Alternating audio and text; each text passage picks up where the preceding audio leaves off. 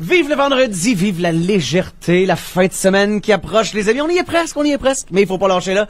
C'est le temps de jaser un peu d'immobilier avec notre ami Jackie Breton en studio. Bon matin! Bon matin, Patrice. Ça a l'air en pleine forme. Je te le disais tantôt hors d'onde, là, mais sans farce. J'en reviens pas comment est-ce que t'as l'air d'un gars en forme avec un 4e bébé. En pleine forme. Yes. Tu peux bien être capable de gérer l'achat de maison pour je sais pas combien de clients. Ça doit être assez intense ces temps-ci. Surtout que ces temps-ci, c'est comme une gestion folle avec les offres multiples. Ah oui, exactement. C'est des gros pics. C'est justement ce qu'on va parler aujourd'hui, les offres multiples. D'ailleurs, définis-moi les offres multiples. C'est quand il y a une période où ça vend en tabarnouche. Oui, exactement, mais c'est produit par produit. Le marché bouge rapidement depuis quelques mois. Les offres multiples sur une propriété sont assez fréquents. L'offre multiple est le meilleur scénario pour un vendeur puis le plus stressant pour un acheteur. Plusieurs n'aimeront pas gérer une offre multiple parce que c'est très stressant. Pour moi, c'est ultra stimulant. Puis dans quel sens c'est stressant? C'est parce qu'il faut se dépêcher, il faut être vite? Oui, ben exactement. On parlait du système il y a quelques chroniques. C'est exactement avec mon système en place. Moi, c'est un plaisir de gérer ça parce que tout est prévu, tout est analysé. Mais tout va très vite. Il faut être prêt à réagir rapidement au nombre de visites et au nombre d'offres d'achat. Savoir bien les gérer et laisser personne là pour compte là-dedans. J'aimerais ça qu'on fasse un petit comparatif pour le fun. On s'intéresse, mettons, OK, il y a 2 ans, on n'était pas en COVID, le marché de l'immobilier, je pense qu'il allait bien. Il allait bien.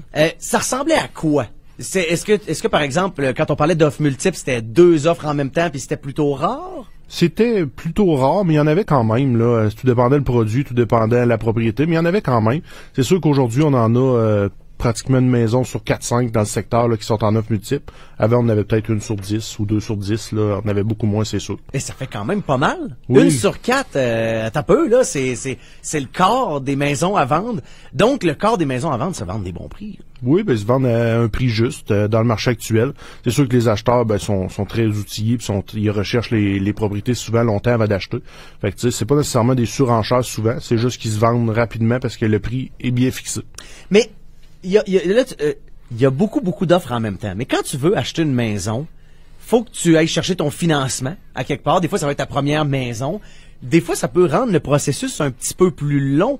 Est-ce que ça peut pas être un frein à l'achat d'une nouvelle maison? Ben, c'est certain qu'actuellement, on demande aux gens qui soient préqualifiés avant de visiter les propriétés. On essaie de limiter le nombre de visites, fait qu'on s'attend à ce que les gens aient fait le démarche en premier lieu.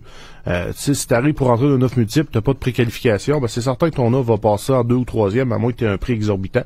Puis encore là, mais encore là, même si tu fais une offre exorbitante, t'es pas financé. Non, exactement. Est-ce que l'offre a vraiment une valeur? Beaucoup moins. À moins que la personne, on sache qu'il soit très solide, mais c'est certain qu'il y a un enjeu qui est placé à ce niveau-là.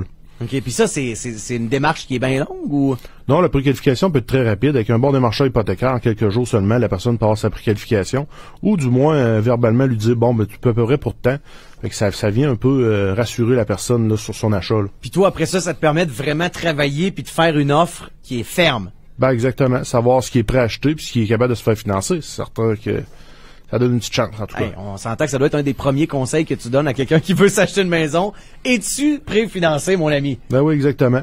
Puis ça, si vous voulez que j'explique un petit peu comment ça se passe, ben dans le fond, une première offre qui va rentrer. Ouais. Dans le fond, là, c'est la première offre va rentrer selon ses délais, ses conditions dans le marché. Fait que là, lui est seul actuellement. Mon rôle, là, c'est d'appeler toutes les dernières visites et celles à venir pour lui dire, bon, si vous voulez visiter, c'est immédiatement.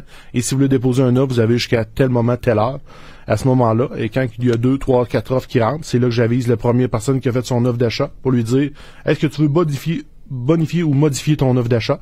Fait que là, lui, il a ce loisir-là. Mais toutes les offres sont confidentielles.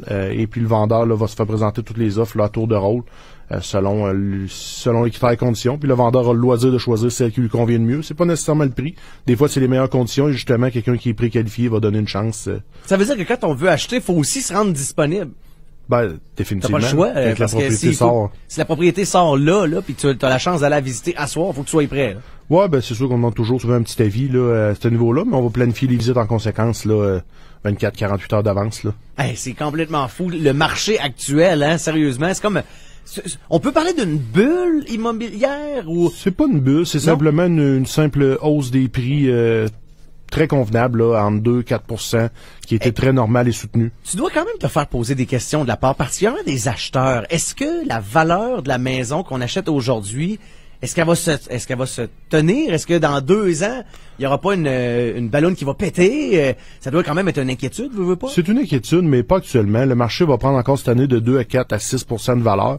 Fait que, tu sais, ce que j'explique aux gens, c'est que si vous achetez aujourd'hui, vous prenez possession seulement au mois de août, septembre, mais votre maison a déjà pris au moins 2 % de valeur. Entre-temps. Tu sais, c'est entre-temps. Fait que ça peut être quand même intéressant pour l'acheteur. Pour le vendeur, ben, ça rassure de vendre puis d'avoir un délai pour trouver ce qu'il veut trouver. Il faut dire aussi que, tu sais, quand on regarde dans le passé, on en a déjà vu des soubresauts économiques. Je donne l'exemple de la crise de 2008.